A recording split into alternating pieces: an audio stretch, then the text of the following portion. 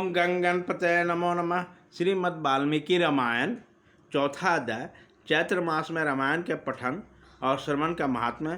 कलिक नामक व्याध और उत्तम मुनि की कथा। नारद जी कहते हैं, महर्षियों, अब मैं रामायण के पाठ और श्रवण के लिए उपयोगी दूसरे मास का वर्णन करता हूँ। एकाग्रचित्त होकर सुनो। रामायण का महात्मा समस्त पापों का हर लेने वाला, पुण्यजनक तथा संपूर्ण दुखों का निवारण करने वाला है। यह ब्राह्मण, क्षत्रिय, वैश्य, शूद्र तथा स्त्री इन सबको समस्त मनोवांछित फल प्रदान करने वाला है। उनको सब प्रकार के व्रतों का फल भी प्राप्त होता है। वह दुःस्वप्न का नाशक, धन की प्राप्ति कराने वाला तथा भोग और मोक्ष रूप फल देने वाला, अतः उसे प्रयत्नपूर्वक सुनना चाहिए। इस विषय में विघ्न पुरुष एक प्राचीन इतिहास को उदाहरण देते हैं। यह इतिहास अपने पाठकों और श्रोताओं के समस्त पापों का नाश करने वाला है। प्राचीन कलिक युग में एक कलिक नामक व्याध था। वह सदा पराय स्त्री और पराय धन के अपहरण में लगा रहता था। दूसरों को निंदा करना उसका नित्य का काम था। वह सदा सभी जंतुओं को पीड़ा दिया करता था। उसने कितने ही ब्राह्मण, सैकड़ों और हजारों गौओं की हत्या कर डाली थी। पराय धन का तो नित्य अपहरण करता ही था, देवताओं का धन भी हड़प लेता था। उसने अपने जीवन में अनेक बड़े बड़े पाप किए थे। उनके पापों की गणना करोड़ों वर्षों में भी नहीं की जा सकती। एक समय महाव्यापी व्याध, जो जीव जंतु के लिए जमराज के समान भयंकर था, स्ववीर नगर में गया।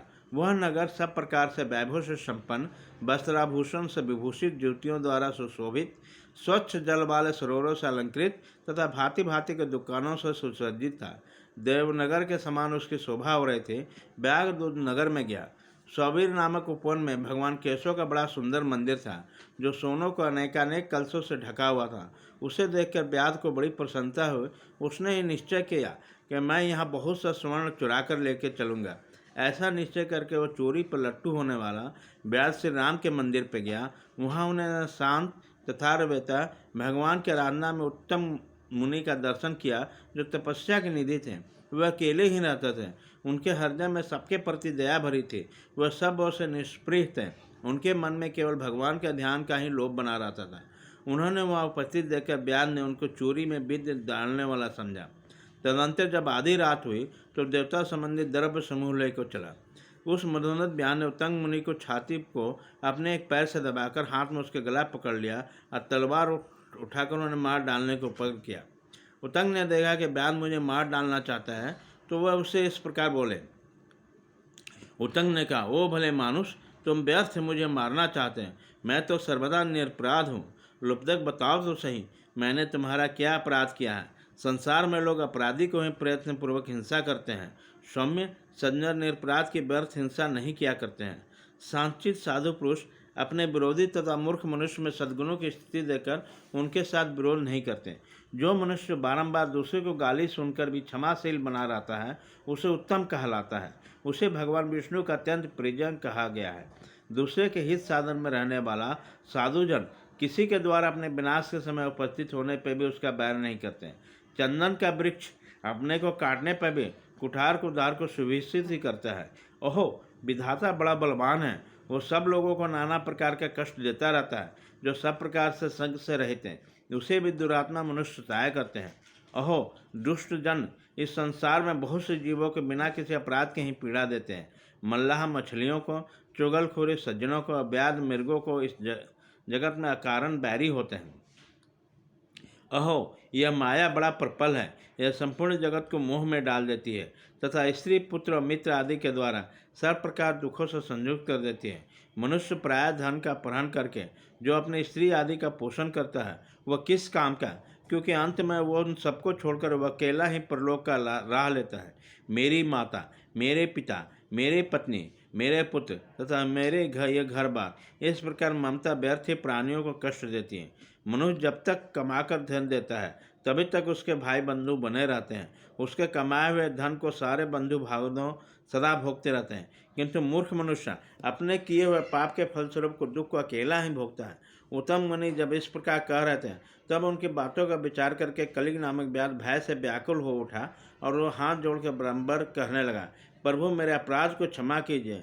उन महात्मा के संग के प्रभाव तथा भगवान के सानिध्य मिल जाने से उस लुब्धक के सारे पाप नष्ट हो गए तथा उसके मन में निश्चय ही बड़ा पश्चाताप होने लगा। वह बोला, विप्रवर, मैंने जीवन में बहुत से बड़े बड़े पाप किए हैं, किंतु वे सब आपके दर्शन मात्र से नष्ट हो गए। प्रभो, मेरी बुद्धि सदा पाप में ही डूबी रहती थी। मैंने निरंतर बड़े बड़े पापों का आचरण किया है। इससे मेरा उद्धार किस प्रकार होगा? मैं किसकी शरण में जाऊं? पूर्व काल में किए हुए पापों के फल से मुझे व्याध होना पड़ा। यहाँ भी मैंने पापों के जाल बटोरे हैं। ये पाप करके मैं किस गति को प्राप्त होऊंगा? महामुनि कलिक की बात सुनकर ब्रह्मऋषि उतंग इस प्रकार बोले। उतंग ने कहा, महामते व्याध, तुम धन्य हो। धन्य, तुम्हारी बुद्धि बड़ी निर्बल और उज्ज्वल है, क्योंकि तुम संसार संबंधी दुखों का नाश का उपाय जानना चाहते हो। चैत्र मास के शुक्ल पक्ष में तुम्हें भक्ति भाव से आदरपूर्वक रामायण की कथा सुननी चाहिए। उनके श्रवण मात्र से मनुष्य समस्त पापों का छुटकारा पा जाता है। उसी समय कलिक व्याध के सारे पाप नष्ट हो जाते हैं। उन रामायण की कथा सुनकर तत्काल मृत्यु को प्राप्त हो गया। व्याध को धरती पर पड़ा देखकर उतंग मुनि बड़े विस्मित हुए। फिर उन्होंने भगवान कमलापति का स्तवन किया।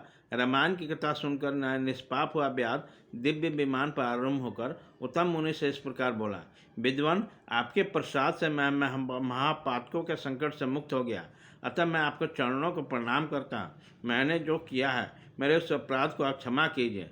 सूत जी कहते हैं, ऐसा कहकर कलिक ने मुनिश्रेष्ठ उतंग पर देवकुसुमों की वर्षा की और 3 बार उनको परिक्रमा करके उनको बारंबार नमस्कार किया। तत्पश्चात अप्सराओं से भरे हुए संपूर्ण मनोवांछित भोगों से संपन्न विमान पर आरूढ़ होकर श्रीहरि के परम धाम पर जा पहुंचा। अतः विप्रवरों, आप सब लोग रामायण की कथा सुने। चैत्र मास के शुक्ल पक्ष में प्रयत्न पूर्वक रामायण की अमृतमय कथा के नवाह प्रमाण अवश्य सुनना चाहिए। इसलिए रामायण में सभी रीतियों में हितकारक है। इसके द्वारा भगवान की पूजा करने वाले पुरुषों के मन में जो चाहता है वो निस्संदेह प्राप्त कर लेता है। सनत कुमार, तुमने जो रामायण का महात्म पूछा है वह सब बता दिया। अब और क्या सुनना चाहते हो?